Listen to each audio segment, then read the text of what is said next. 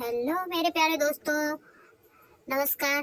मैं आप लोगों का Akshit and Aryan blog channel में बहुत बहुत स्वागत करती हूँ। आप लोग मेरे इस चैनल को लाइक शेयर एवं सब्सक्राइब करिए, बेल आइकन को ऑन रखिए ताकि मैं जो भी वीडियो अपलोड करूँ आप लोगों के पास तुरंत नोटिफिकेशन पहुँच जाए।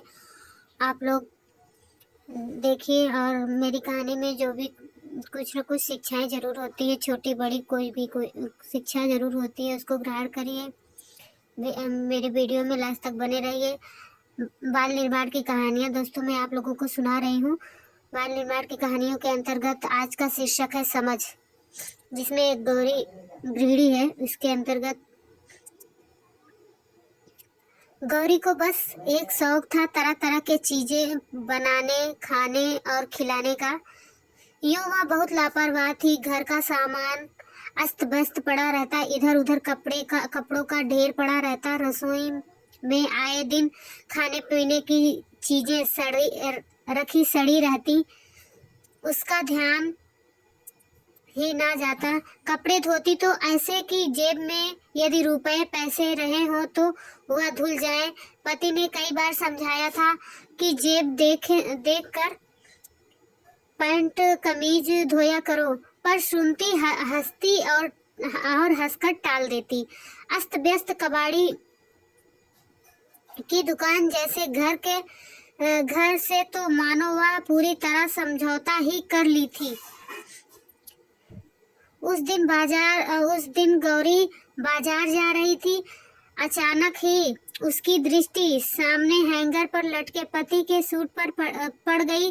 अरे, इसे भी धुलने देना है, उसने सोचा।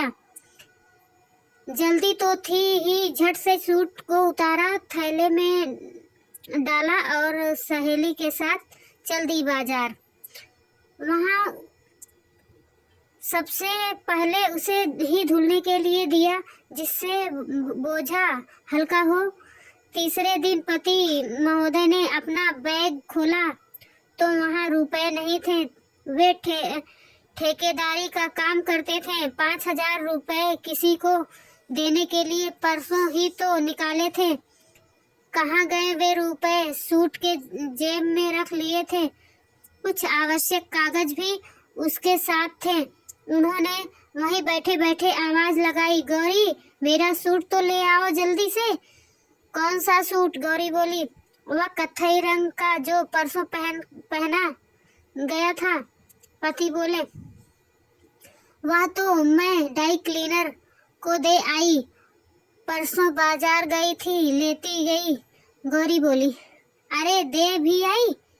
उसकी जेबें देखी थी तुमने? पति हड़बड़ाकर उठते हुए बोला, नहीं तो जल्दी थी, ऐसे ही ले गई, गौरी ने उत्तर दिया।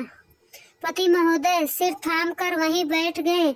पूरे 5,000 रुपए और नए मिले ठेके के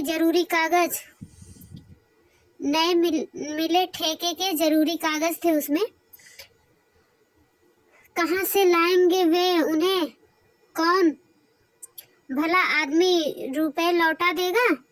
200-400 रुपए पाकर भी व्यक्ति लालची बन जाता है, उन्हें तो लौटाना नहीं चाहता। फिर यहाँ तो पूरे 5,000 रुपए थे। उन्हें गौरी पर गुस्सा तो बहुत आया, पर बिना एक शब्द बोले खून के घूंट पीकर रह गए। समझ में नहीं आ रहा था क्या करें। पत्नी के फूहड़पन से तो वे दुखी थे।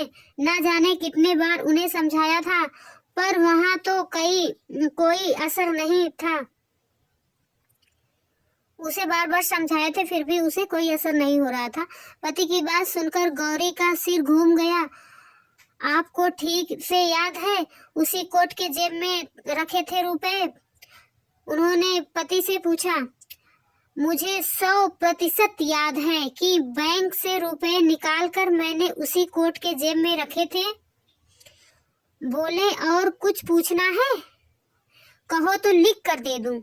अब पत्नी पर आया क्रोध बाहर निकलने लगा था। पति के तेवर देखकर गौरी सहम गई। निसंदेह बहुत बड़ी गलती हो गई थी।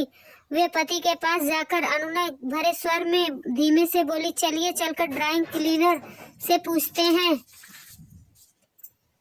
मुझे नहीं जाना कहीं, गुस्से में भरे पति का उत्तर था। गौरी समझ गई अब इनसे कुछ भी कहना सुनना बेकार है, जो कह दिया वही करेंगे।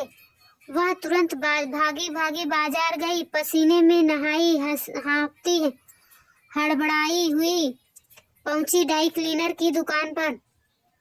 घबराई हुई बोली, भाई साहब, परसों मैं कत्थई रंग का एक जर्सी ऊनी सूट धुलने के लिए दे गई थी, क्या वह धुल गया? इतनी जल्दी तो नहीं धुला होगा, 1 सप्ताह में आपको मिलेगा, दुकानदार बोला। नहीं भाई साहब, बात ऐसी है कि, कहते हुए गौरी का गला सूख रहा था। उसमें एक बादामी रंग का बहुत जरूरी लिफाफा था, उसमें बहुत जरूरी कागज थे और साथ ही रुपए भी। वह घबराते हुए बता रही थी। कितने रुपए थे? दुकानदार ने पूछा। 5,000, धीमे स्वर में गौरी बोली। दुकानदार ने दराज खोला, लिफाफा निकालकर गौरी को पकड़ाते हुए कहा, संभालिए इसे। धुलाई के समय कर्मचारी निकालकर ईमानदारी बरतते हुए मेरे हाथ में जमा कर दिया था। सोचिए यदि उसके मन में तनिक भी बेईमानी आ गई होती तो? कपड़े दुकान पर देते समय आपको ध्यान तो रखना ही चाहिए ना। गौरी सिर झुकाए खड़ी थी। वह अच्छी प्रकार समझ गई थी कि यदि दुकानदार के मन में भी बेईमानी आ गई होती तो रुपए कभी नहीं मिलते। आज वह सभी के सामने फूहड़ गिरही सिद्ध हो चुकी थी। इस घटना ने लापरवाह गौरी को बिल्कुल बदल दिया। पति हंसकर कहते हैं, जो हुआ अच्छा ही हुआ, तुम्हें समझ तो आ गई। दोस्तों, कहानी से आप लोगों को कोई ना कोई शिक्षा जरूर मिली है इसमें कि मतलब कोई भी कपड़ा धुले या कोई भी जैकेट हो या पैंट हो या शर्ट हो, कुछ भी, तो उसमें जेब हमेशा चेक करके ही धुलना चाहिए। थोड़ा साफ सफाई का ध्यान रखना चाहिए। एक स्वच्छ और सफल गृहिणी तभी कहलाएंगे। हमारे वीडियो में लास्ट तक बने रहने के लिए आप लोगों का बहुत बहुत धन्यवाद। एक बार फिर से अक्षित एंड RM ब्लॉग चैनल में आप लोगों का बहुत बहुत स्वागत करते हैं। आप लोग हमारे चैनल को लाइक, शेयर एवं सब्सक्राइब करिए, बेल आइकन को ऑन रखें ताकि हम जो भी वीडियो अपलोड करें आप लोगों को मिल जाए। आप लोग देखिए और शिक्षाएं ग्रहण करिए बाल निर्माण की कहानी में। अब मिलेंगे अगली कड़ी के साथ अगली कहानी में। Thanks for watching this video. धन्यवाद।